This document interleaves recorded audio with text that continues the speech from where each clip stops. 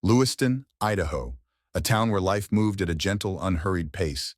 People waved to neighbors, kids rode bicycles down sunlit streets, and the surrounding forests whispered with the secrets of nature.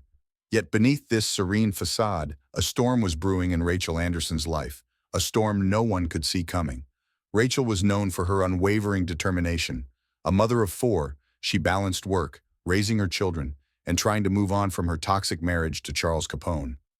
After years of emotional turmoil and escalating violence, she had finally made the brave choice to leave him. Her friends admired her courage, though they also saw the toll it took on her. Behind her warm smile, there was a subtle weariness, a shadow of the fear she carried. That fear wasn't unfounded.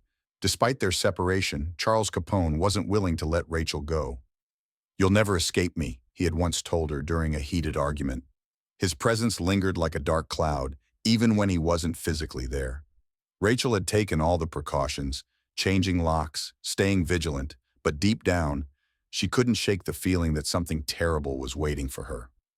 One evening, as the sun dipped below the horizon and cast an amber glow over Lewiston, Rachael sat at her kitchen table, surrounded by bills and school schedules. The house was quiet, save for the faint hum of the refrigerator. She glanced at her phone, her brow furrowing as she noticed a missed call from an unknown number. This wasn't unusual, but it added to her growing unease. She checked the locks on the doors and windows one more time before heading to bed, her mind unable to rest. The next morning, her closest friend Vanessa stopped by for coffee. Vanessa immediately noticed Rachael's pale complexion and tense demeanor. "Rachael, what's wrong? You look like you didn't sleep at all," Vanessa asked, concern lacing her voice. Rachael hesitated, her fingers nervously tracing the edge of her coffee cup. I feel like I'm being watched," she admitted softly, her voice barely above a whisper. "Last night I thought I saw a car parked outside, but when I checked again, it was gone." Vanessa tried to reassure her. "It's probably nothing, Rach. You've been under so much stress lately. It's natural to feel on edge." But Rachel's gaze remained distant, her unease unshaken. Later that week, Rachael left Vanessa a voicemail that would haunt her forever. "Vanessa, it's me. I know it sounds crazy, but I can't shake the feeling that someone's following me. I don't want to scare the kids, but if something happens, promise me you'll take care of them." That message was never meant to be a goodbye, but it became just that. A few days later, Rachael Anderson vanished. No calls, no texts, no sign of her anywhere. The small town of Lewiston, once a haven of peace, was now consumed by whispers of fear and speculation. What had happened to Rachael? And who could have done this? April 16th, 2010.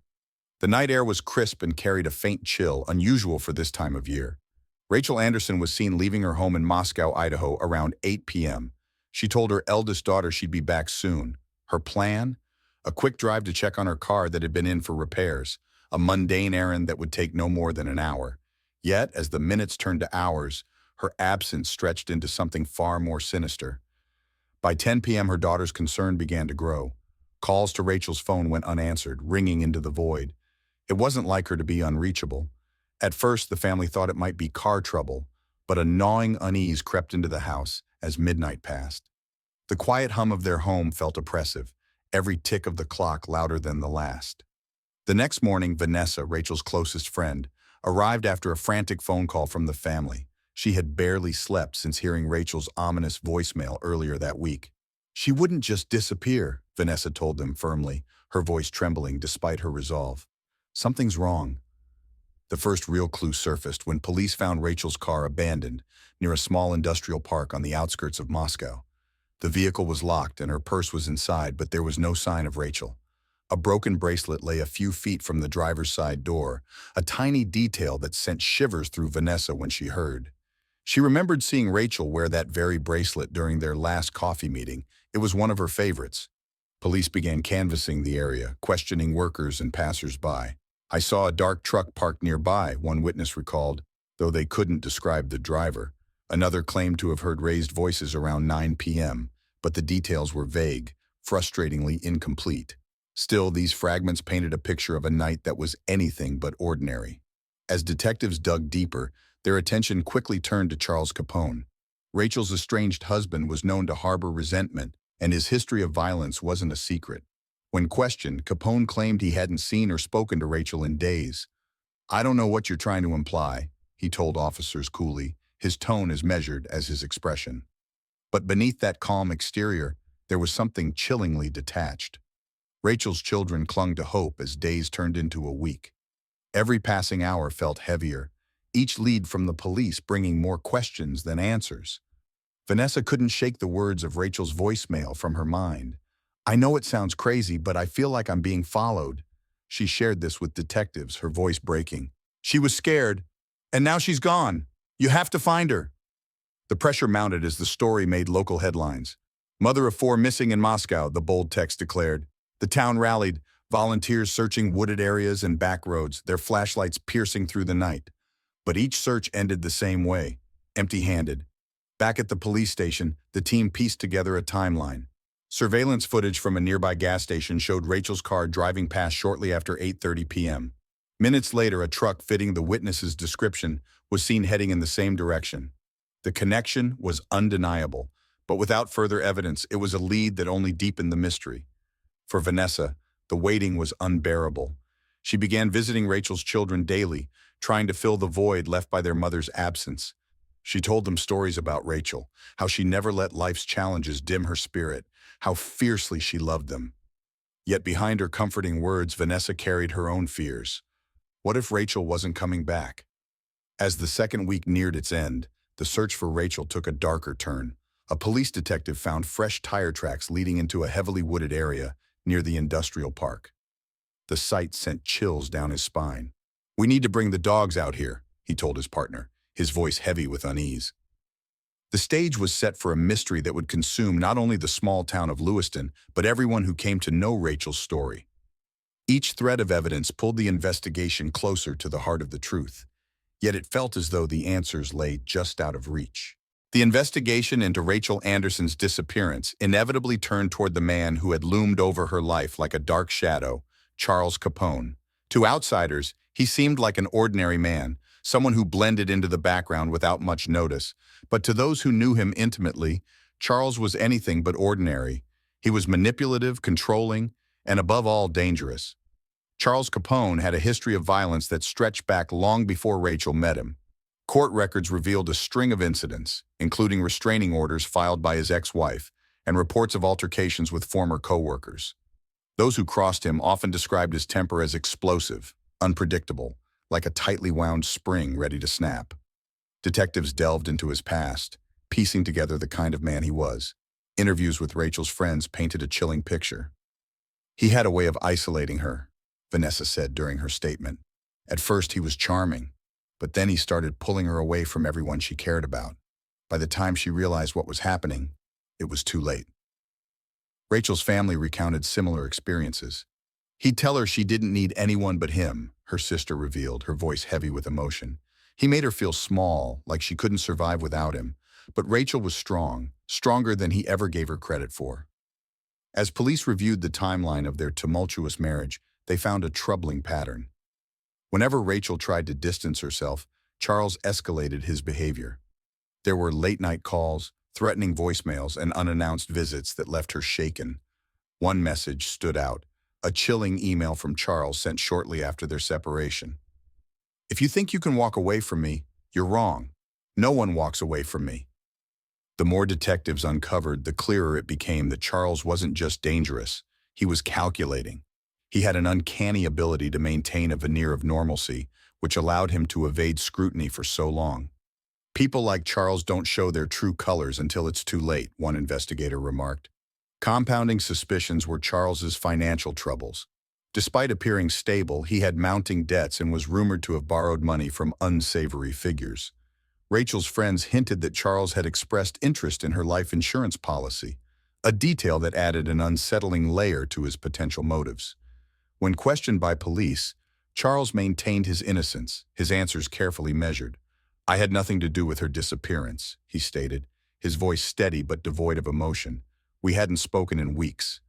Yet, as he spoke, there was an air of detachment that unsettled investigators. It was as though he was rehearsing lines from a script, each word deliberate but lacking sincerity.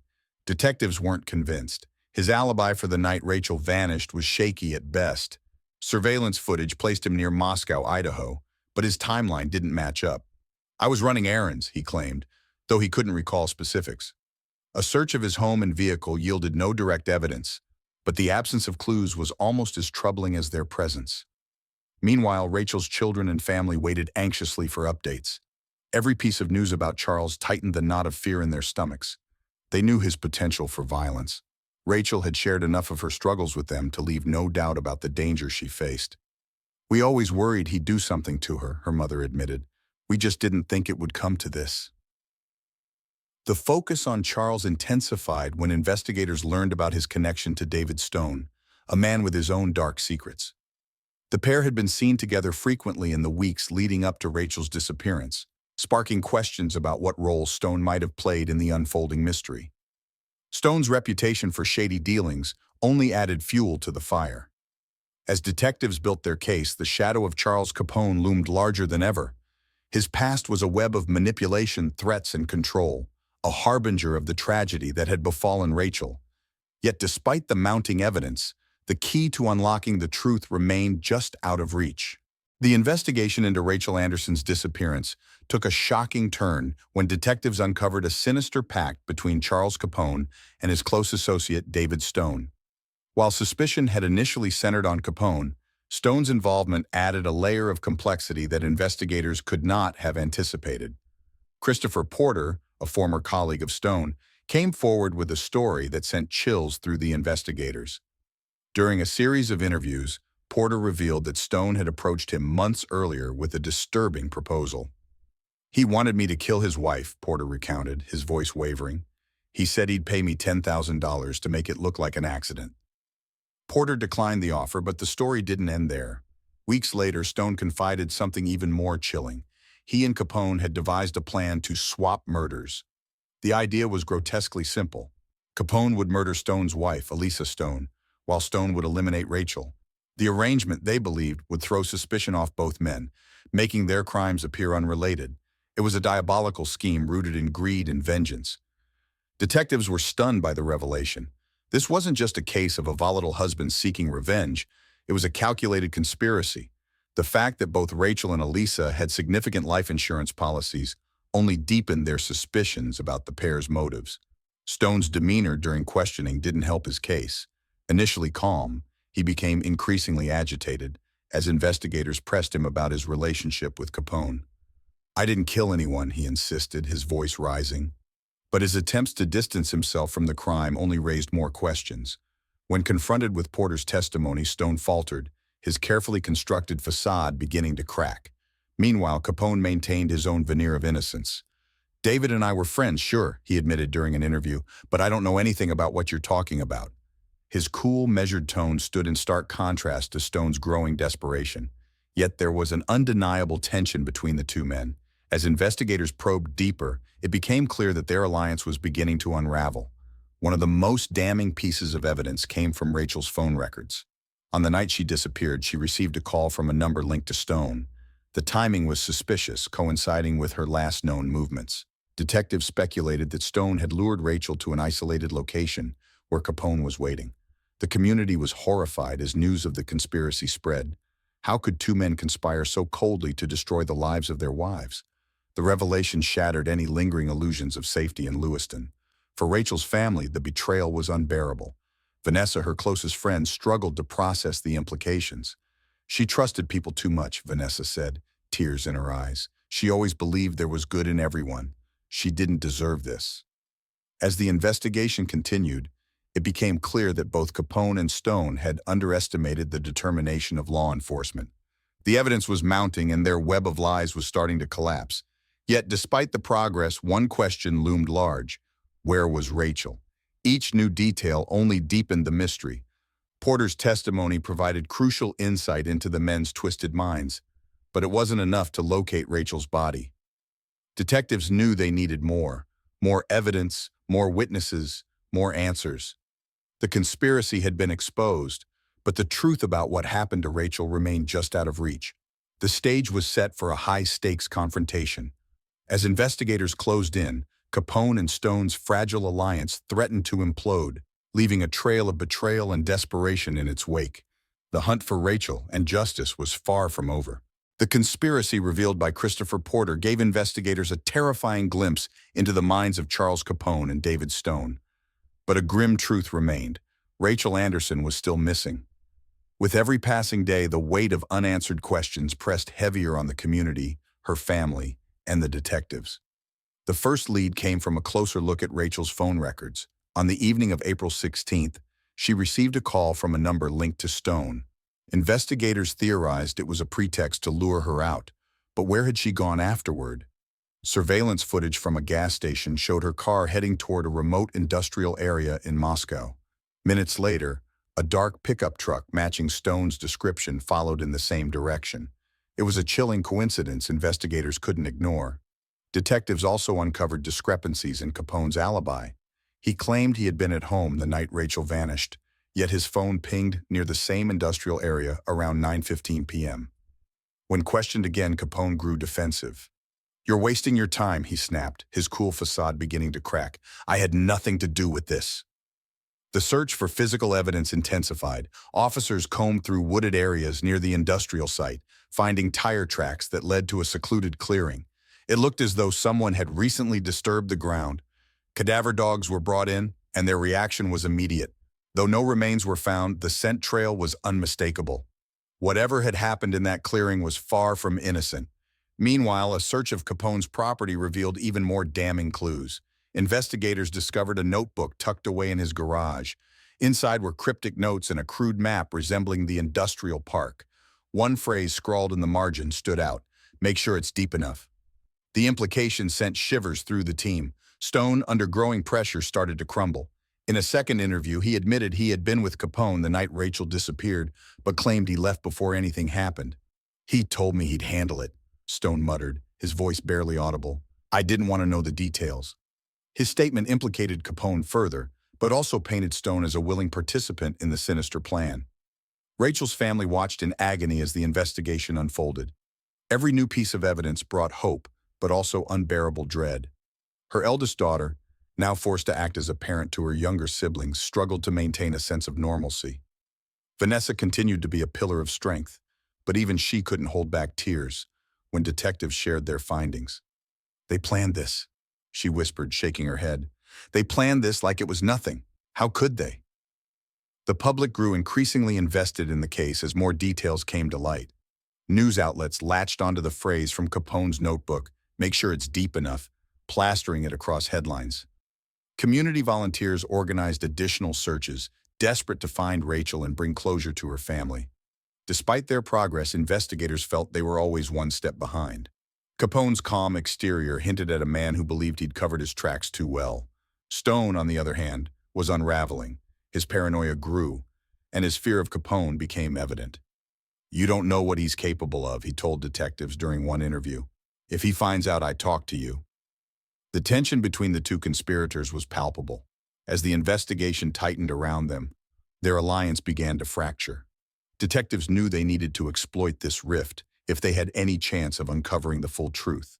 Yet, the greatest mystery remained unsolved. Where was Rachael? The trail of deception they were following felt endless, each clue leading to another dead end. But the detectives were determined. They weren't just chasing answers. They were chasing justice for a woman who deserved so much more than the darkness that had claimed her. By early 2013, Charles Capone was already behind bars for an unrelated federal firearms charge. The walls of the Asotin County Jail were a far cry from the life of control he had once wielded over Rachael Anderson. But even in confinement, Capone couldn't resist the urge to brag, an arrogance that would soon become his undoing. Brent Glass, a fellow inmate with a keen eye for opportunity, paid close attention to Capone's outbursts. Glass wasn't someone who cared for justice or morality, but he knew valuable information when he heard it, and Capone was practically serving it to him on a silver platter. "The guy couldn't shut up," Glass later told investigators. "He thought he was smarter than everyone else." One evening, during a particularly tense moment in the communal area, another inmate made a cutting remark about Rachael's disappearance. The taunt was casual, almost dismissive, but it struck a nerve. Capone's reaction was immediate. He slammed his chair back and stormed toward the door. "You don't know what you're talking about," he spat over his shoulder. Glass, curious about the drama, followed Capone into a quieter corner of the jail. That's when the confession began to unfold. "They're never going to find her," Capone said, his voice low but seething with conviction. "I buried her so deep, they won't even know where to look." The words sent chills through Glass. He later recounted the conversation with unsettling clarity. He wasn't just venting. He was bragging, like he was proud of it. Detectives were skeptical when Glass came forward with this information. Jailhouse confessions often walked a fine line between truth and fabrication. But Glass's account was detailed, painfully so. He described Capone's demeanor, the shift in his tone, and the way he leaned in close, as if savoring the power his words carried. "What else did he say?" one detective asked during the interview. Glass hesitated for a moment, then smirked. "He said the cops were idiots, that they were wasting their time chasing dead ends." Armed with this information, investigators began to re-examine the evidence. The cadaver dog alerts near the industrial park, the cryptic notes in Capone's notebook, the tire tracks in the clearing. It all pointed to a deliberate and calculated effort to cover his tracks. But without a body, the case was far from airtight. Meanwhile, David Stone's paranoia had reached a breaking point. He knew Capone's temper and feared that his old partner might implicate him in a bid for leniency. "I'm not the one they want," Stone told detectives during his third interview. "He's the one who planned everything." His desperation was palpable, his words tumbling out in a frantic bid to save himself. The tension between Capone and Stone became a focal point for investigators. They leveraged the animosity, playing one man against the other in a strategic attempt to unravel the truth. Each new interrogation brought more contradictions, more details that didn't quite add up. But the jailhouse confession remained the most chilling piece of evidence. For Rachel's family, the news of Capone's remarks was devastating. It confirmed their worst fears while leaving them with no closure. Vanessa, who had become the family's rock, struggled to hold back tears as she spoke to reporters. "We just want to bring her home," she said. "He knows what happened. He knows where she is. Why won't he just tell us?" As the weeks turned into months, Capone's arrogance persisted. He maintained a facade of calm during questioning, deflecting blame and offering vague, cryptic answers. But the cracks in his story were becoming harder to ignore. The confession marked a turning point in the investigation. It was no longer a question of whether Capone was involved. It was a matter of proving it beyond a shadow of a doubt.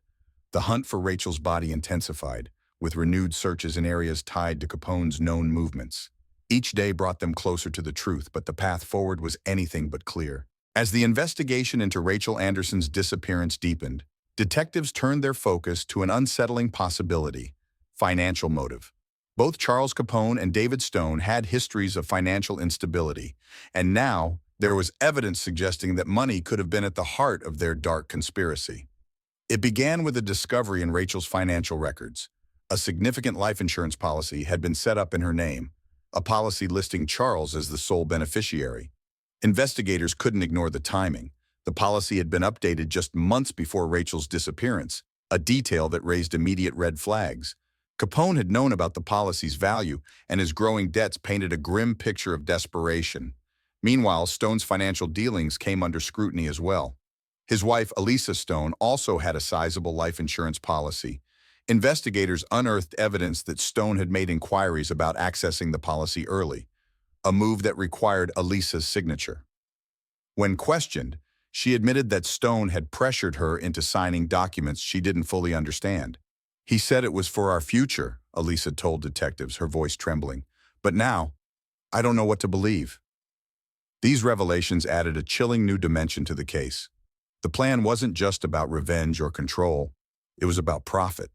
Capone and Stone had treated their wives' lives as financial assets, their value reduced to dollar signs on a ledger. It was a level of cold calculation that shocked even seasoned investigators. The connection between the two men grew clearer. Bank records revealed a series of transactions between Capone and Stone in the weeks leading up to Rachel's disappearance. One particularly suspicious payment, a transfer of $5,000 from Stone to Capone, stood out. When pressed, Stone claimed it was a loan, but his explanation lacked substance. "I needed help covering some bills," he said, avoiding eye contact. But detectives weren't convinced. Further investigation into Capone's finances revealed mounting debts tied to unpaid loans and failed business ventures. His once confident demeanor was now overshadowed by the reality of his crumbling financial situation. It became increasingly clear that he viewed Rachel's policy as a lifeline, a way to escape the spiral of debt he had created. The discovery of the financial motive added fuel to the case against both men. Forensic accountants joined the investigation, piecing together a timeline of transactions and communications. Emails between Capone and Stone revealed coded language that hinted at their plan. Phrases like "take care of the problem" and "finalize the arrangement" carried sinister undertones, their meaning unmistakable in the context of the case. Rachel's family, already grappling with the emotional weight of her disappearance, now faced the harsh truth of Capone's betrayal. "He didn't just hurt her," Vanessa said through tears. "He saw her as a way to solve his problems. She wasn't a person to him, just a means to an end." The community, too, was stunned by the revelation. It was one thing to imagine a crime driven by anger or jealousy, but to see it rooted in financial gain was deeply unsettling. The idea that two men could conspire to end their wives' lives for money was almost too much to comprehend.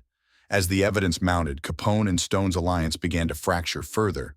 Each man tried to distance himself from the other, their stories increasingly at odds. "He was the one who brought it up," Stone said during a third interview. "I didn't want anything to do with it." Capone, in turn, painted Stone as the mastermind. "He needed the money more than I did," he told detectives, his voice dripping with defiance. But no amount of finger-pointing could erase the trail of deception they had left behind. The financial records, the emails, and the life insurance policies painted a damning picture. Capone and Stone weren't just conspirators. They were predators, willing to sacrifice those closest to them for their own gain. Despite the progress, one critical piece of the puzzle remained missing: Rachel's whereabouts. The financial motive provided a clear reason for the crime, but without a body, justice felt incomplete. Investigators pressed on, determined to uncover the full truth behind the web of lies. As the investigation dug deeper into the tangled web surrounding Rachael Anderson's disappearance, the fragile alliance between Charles Capone and David Stone began to crack. Their partnership, once built on secrecy and shared intent, was now eroding under the weight of scrutiny, paranoia, and fear. David Stone, a man used to flying under the radar, was no longer the calm and calculated figure investigators had first encountered. In his third interview, the cracks in his story were undeniable. "He dragged me into this," Stone said, his voice trembling with anger. "Charles, he planned everything. I didn't want any part of it." But his words, frantic and fragmented, only raised more questions. Why hadn't he come forward sooner? Why was he still communicating with Capone even after Rachel's disappearance? Capone, on the other hand, maintained his signature calm, though it was clear the mounting evidence was beginning to rattle him. During an interrogation, detectives presented him with a timeline of phone calls between him and Stone on the night Rachel vanished. His response was clipped, almost dismissive. "I can't control who calls me," he said with a shrug. But when pressed about the content of those calls, his irritation was evident. "Ask him," Capone snapped, shifting the blame back to Stone. Detectives seized on the tension. They knew that turning the two men against each other was their best chance at exposing the full scope of their plan. A strategy was devised to exploit their crumbling trust. Stone was informed that Capone had implicated him in a broader conspiracy, a lie designed to provoke a reaction. The gambit paid off. Stone's composure shattered as he leaned forward, his voice shaking with desperation. "You don't know what he's capable of," he blurted out. "He'll do whatever it takes to save himself." Stone's admission was a turning point. It confirmed suspicions that their partnership was far from equal. Capone had positioned himself as the mastermind, leveraging Stone's insecurities and financial troubles to pull him into his orbit. But as the walls closed in, Stone realized he had become expendable, a pawn in Capone's game.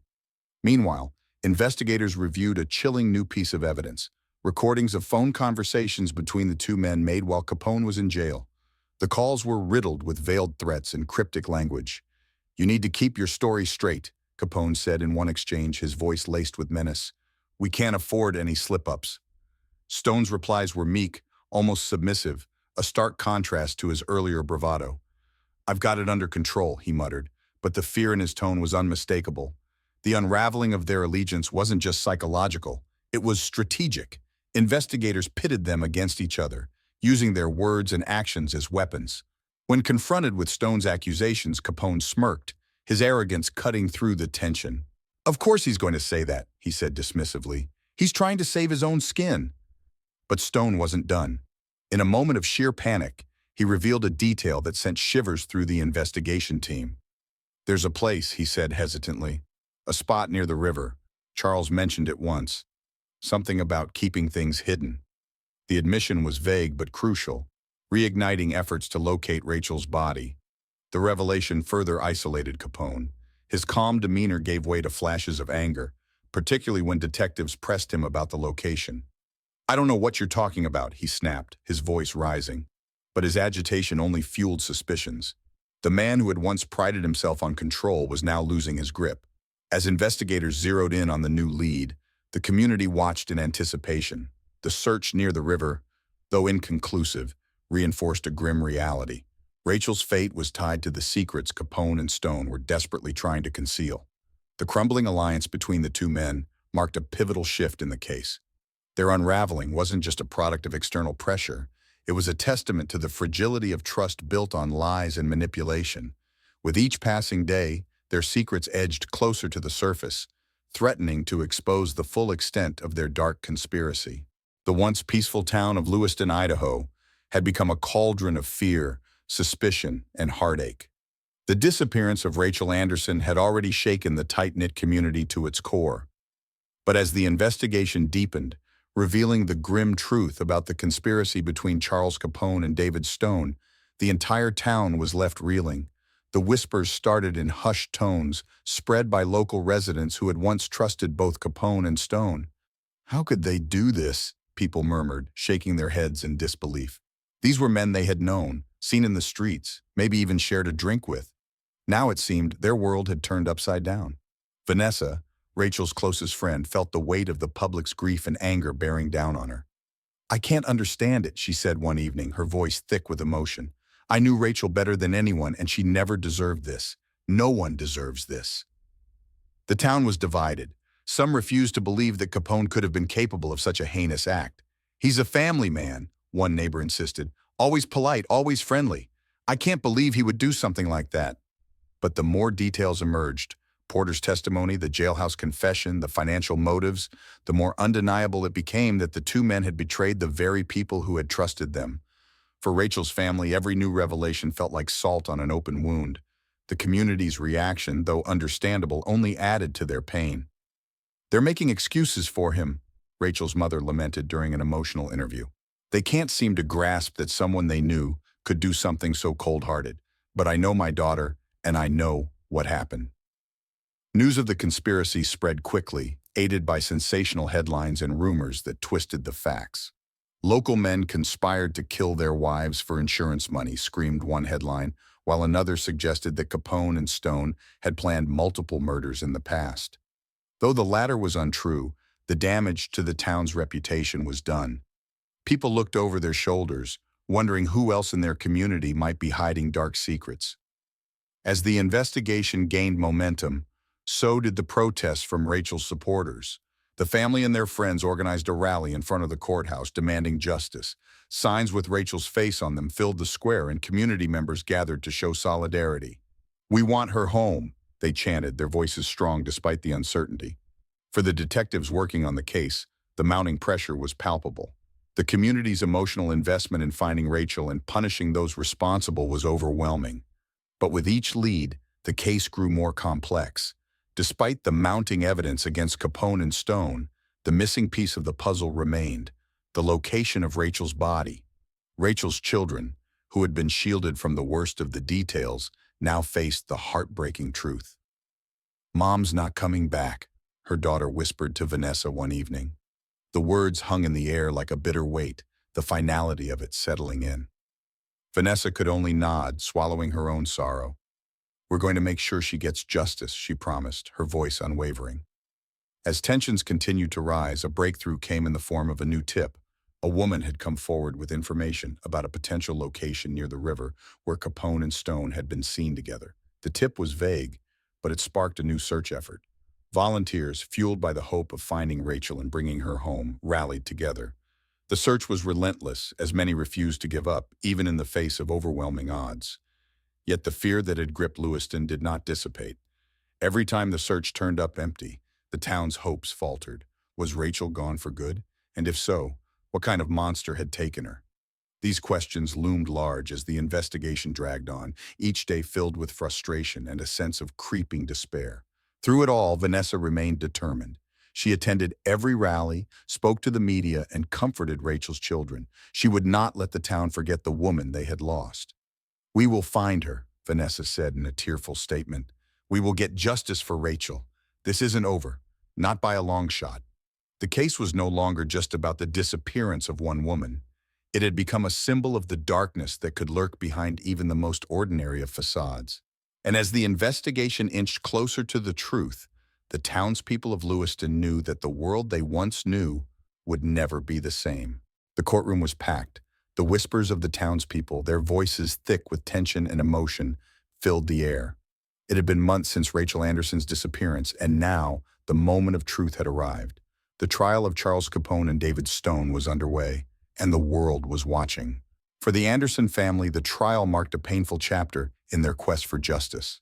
Vanessa, Rachel's closest friend, sat near the front, her eyes red from sleepless nights and endless worry.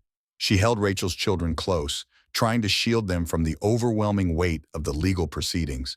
They had already lost so much, and now they were forced to confront the grim reality of the case head-on. The room buzzed with anticipation, but Vanessa couldn't shake the feeling that the worst was yet to come. The prosecution laid out its case methodically, presenting the damning evidence against Capone and Stone. Phone records showed their consistent communication in the days leading up to Rachel's disappearance, each call strengthening the theory that the two men had orchestrated the crime together. Yet it was the financial motives that truly left the courtroom in stunned silence. The life insurance policies, the debts, the dark financial arrangement that tied Rachel's life to a payout that would set Capone free from his spiraling debts. As the prosecutor spoke, the courtroom turned to Capone. His eyes were locked in a distant stare, emotionless. His usual arrogance had been replaced with a cold, steely resolve. He had been confident throughout the investigation that he could evade the truth. But as each piece of evidence was presented, it became harder for him to deny his involvement. His facade was cracking, and every accusation seemed to drive the nails of guilt deeper into his coffin. Then came the shocking moment. Christopher Porter, the former colleague of David Stone, was called to the stand. His testimony was crucial, revealing the initial plan Stone had made to have his wife Elisa killed. But what truly turned the tide was the revelation of the murder swap plan. Porter recounted how Stone and Capone had decided to murder each other's wives in a twisted scheme to escape their financial troubles. Porter's voice wavered as he spoke. "He wanted me to kill Elisa," he said, his eyes scanning the room. "But then he told me that Capone and him had agreed to do it themselves. I didn't know what to say. It was all so messed up." His words hung in the air like a death knell, silencing the room. The shock on the faces of the jurors was palpable. No one could fathom how two men could plot the deaths of their own wives as if they were nothing more than pawns in a game. Capone's defense team scrambled to counter the damning testimony, but it was clear that the walls were closing in. They tried to paint Stone as the mastermind, suggesting that Capone had simply been a follower, but Stone's own testimony had already laid bare the reality. Capone was not a passive participant. He was a co-conspirator, equal in guilt and responsibility. The defense also attempted to discredit the prosecution's case by attacking the credibility of the witnesses. "You're just making wild accusations," Capone's lawyer sneered at Porter. "None of this is concrete evidence." But it was clear that the jury wasn't swayed. They had heard enough. The pieces were falling into place. The emotional tension in the room reached its peak as Rachel's family took the stand. Her mother, her sister, and Vanessa all gave their testimony, recounting the pain of losing Rachel and the fear that had plagued her in the days leading up to her disappearance. They spoke of Capone's behavior, how he had manipulated Rachel and her children, turning their lives into a nightmare. The courtroom was silent as they spoke, their voices filled with grief and anger. Vanessa's voice cracked as she recounted the last time she spoke to Rachel. She was scared. She knew something was coming, Vanessa said, her hands trembling as she held the microphone. She didn't deserve this. She didn't deserve any of it. As the final witnesses were called, the atmosphere in the courtroom grew heavy. Capone and Stone sat stoically, but inside the pressure was mounting. Their lies had been exposed, their alliance shattered. There was no escaping the truth now. When the prosecutor finished his closing remarks, the room was tense with anticipation. The jury was ready to deliberate, and the entire town seemed to hold its breath. Would justice be served? Or would these two men who had plotted the brutal murders of their wives walk free? Rachel's family, though weary from the long ordeal, had one hope left, that they would find closure, that the truth would finally set her spirit free. The courtroom was electric with anticipation.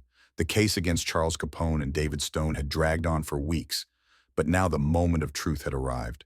Rachael Anderson's family, friends, and even members of the community were packed into the gallery, each of them holding their breath, waiting for justice to be served. As the jury filed in, their faces were a mixture of exhaustion and determination.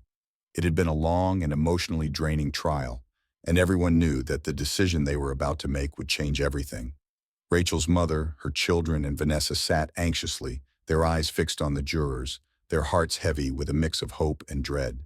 Capone and Stone sat in silence, their faces betraying little emotion.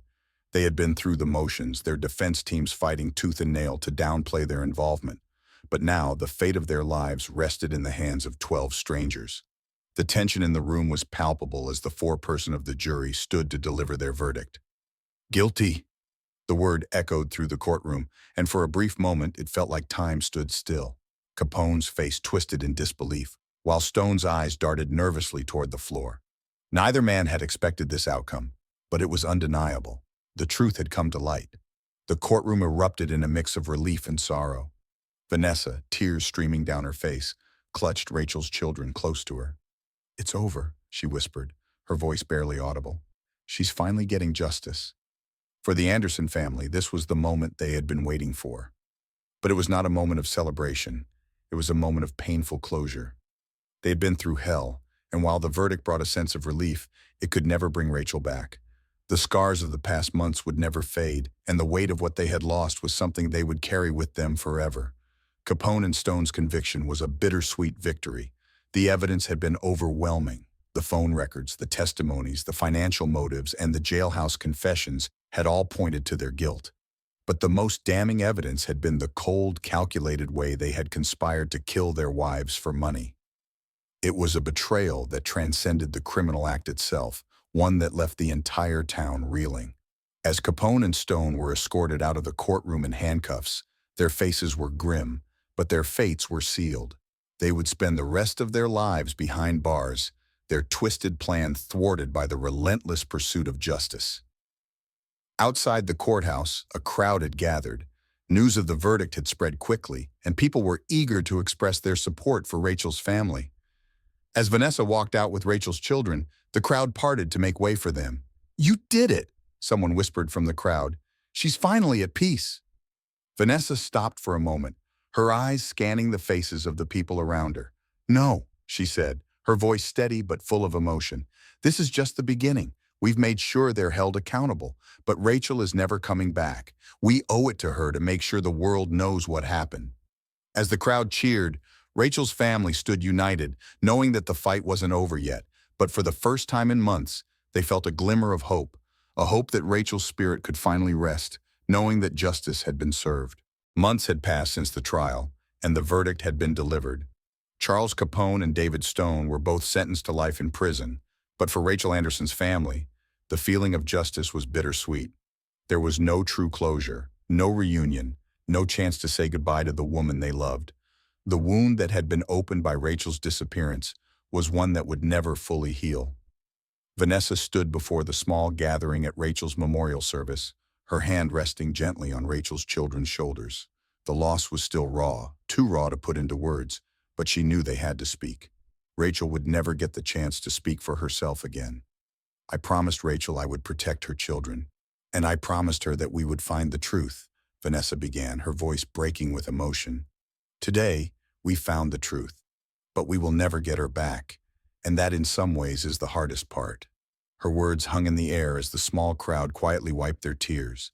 The world had moved on, the headlines had faded, and the case had closed. But for Rachel's loved ones, the loss was still ever present. It would never fade. It couldn't. Rachel's family had spent countless hours in the courtroom, waiting for justice, praying for an answer, hoping for something to hold on to. And while the conviction of Capone and Stone was a victory in the eyes of the law, it was a hollow one. The question that always loomed in their minds, where was Rachel's body, had never been answered. Even with the men convicted, the pain remained. Vanessa sat with Rachel's children later that evening, trying to soothe their fears. They had been so brave, so strong through everything, but the reality of their mother's absence was something no one could prepare them for. They would grow up without her, without the love and guidance only a mother could give. "I miss her," Rachel's youngest whispered, her voice fragile, almost too soft to hear. Vanessa pulled her into an embrace, feeling the weight of those words deep in her heart. "I know," Vanessa said, her voice thick with emotion. "We all miss her, but you're not alone. We'll always be here for you." The days that followed were filled with a quiet kind of grief. The town, too, felt the ache, though it was harder to see. People whispered about the case, about the horrors that had taken place behind closed doors. But the real wound wasn't the headlines. It was the aching void Rachel's absence had left behind. Her laughter, her kindness, her bright spirit, it was all gone, taken by the very people who should have protected her. As Rachel's family tried to rebuild their lives, the shadow of Capone and Stone still loomed. Even in prison, their lives continued, twisted in ways that no one fully understood. For Capone, the walls of his cell were just another place to manipulate, another world in which to play the victim. For Stone, the guilt continued to gnaw at him, but his fear of Capone's wrath kept him silent. They were both serving time for their crimes, but neither man had truly confronted the gravity of what they had done. Vanessa visited the town's memorial for Rachel, the place where her face was etched into a plaque, a tribute to the life that had been taken too soon. Standing there, she made a silent vow. She would not let Rachel's name be forgotten. She would fight for justice, not just for Rachel, but for all the women whose voices were silenced too soon. "Rachel, you'll always be with us," Vanessa whispered, her words a promise that would never fade, even as the years passed. The wound that Capone and Stone had inflicted on Rachel's family would never heal, but in the wake of their crimes, something beautiful had emerged, the unshakable strength of a woman who refused to let her best friend's memory be erased. Vanessa would carry Rachel's spirit, her love, and her courage with her always, and so would the children, growing, learning, and living, their hearts shaped by a mother's love, even though she was gone. What do you think of Charles Capone and David Stone's twisted plan? How could anyone betray the ones they loved for money? Let us know your thoughts in the comments below. If you found this story as shocking as we did, don't forget to subscribe to our channel for more true crime stories and updates. Stay tuned for more gripping cases, and thanks for watching.